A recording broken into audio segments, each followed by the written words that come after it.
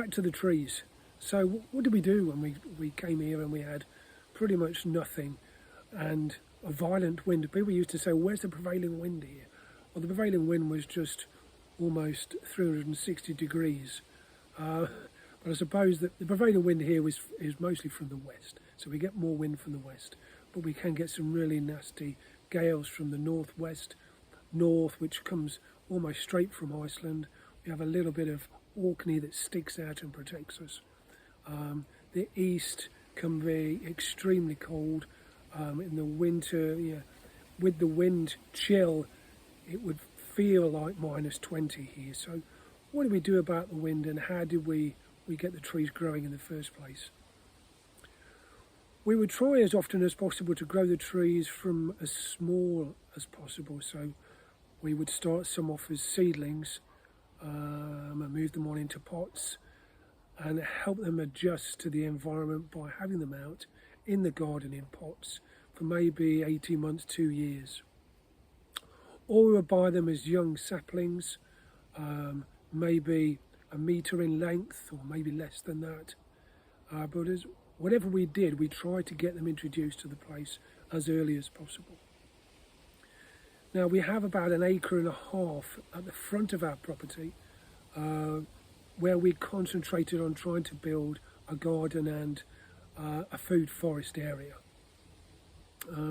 So what we decided to do is we had an area that we would have for our animals, and when we first had animals we went mad and got rid of whatever we could,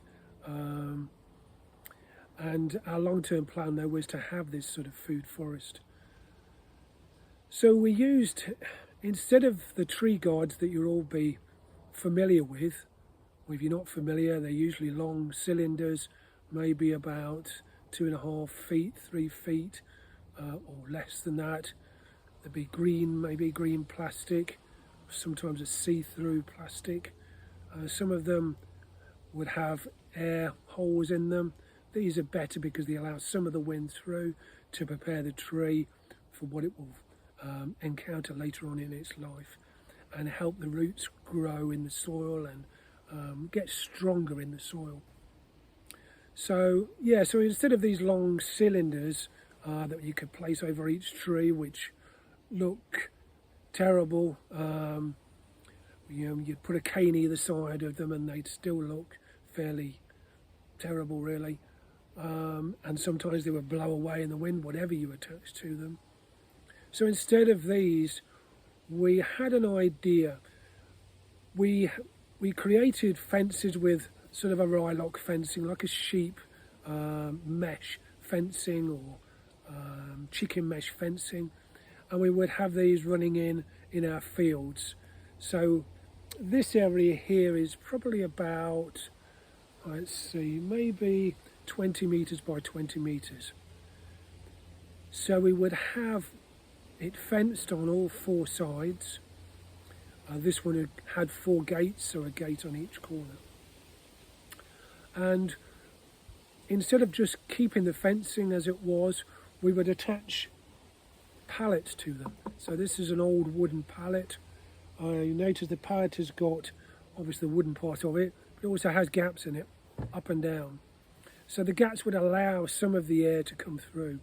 So we would run these pallets from one end of the fence to the other. Sometimes we would just put the pallet on the prevailing wind side.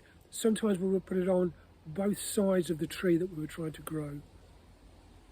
Now, the trees would survive quite well in there for 2 or 3 years, and then eventually they would start to come over the top of the pallet itself. Some of the pallets we would leave there and they would rot into, because it's not great wood, so they would rot into the ground eventually. If they'd rotted and they weren't of any particular use, then we would burn them on the fire.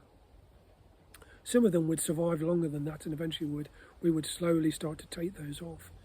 And as the tree got to sort of 2 or 3 years of age, it was then prepared for the wind that came. We planted the trees closer together, so instead of them maybe being 2 or 3 metres apart, they would be 1 metre apart.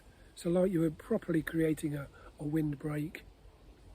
And this sort of binding together of root systems would also hold them. But also the roots have been prepared a little bit by the wind that was coming through the pallet anyway. So that's what we did, and we did that all around our property. For some of you, pallets won't be as easy to get a hold of, so you might have to make wooden fencing, but make sure that you have gaps in between your fencing. Some of you might want to just use the tree guards. I don't like them, so they're plastic. They don't look very nice, and some of them blow away, some of them break. You mustn't forget them, because some of them can sometimes be attached to the tree itself and will prevent the tree from growing properly. I hate little bits of tape that they put on things that you get from your local garden centre that do that as well. So I didn't really want to use the plastic. So we were fortunate here. We have a few garden centres, local garden centres. We were getting rid of pallets, so we would collect them and have enough for our long fences, and as I say, sometimes both sides of the tree. And this is how we started our forest, and we would reuse some of the pallets in other fences as we extended the forest. Some areas we would use actually fencing that looked very much like a pallet, that had some wind coming through, and this sort of protected the trees for the first period of their lives. And so because we planted them closer together, they had that sort of protection and bonding underground that they needed. The alders that we used, they would nitrogen fix, so they could cope with the wet. They could produce the nitrogen that the plant needed. The leaf fall, you often see the leaves on alders are green still when they fall onto the ground, so that nitrogen from them would then go into other trees, or the fruit trees that we then would later place in on the inside of our older trees, and the fruit bushes. And then gradually we will build up underneath the trees as they get taller. You'd find that there'd be a space there for the wind to come underneath, so then you can start growing your lower bushes underneath, your black currants and blackberries and red currants. Maybe you'd want something to cover the ground, like your Siberian purslane. We had salmon berries, which would often grow up here. They come from North America, they're not a native, and they can go a bit rampant, so you have to manage them a little bit, but they would grow very well in here and provide food for us as well as the wildlife around us. So that's what we did with the trees. That's how we started them off.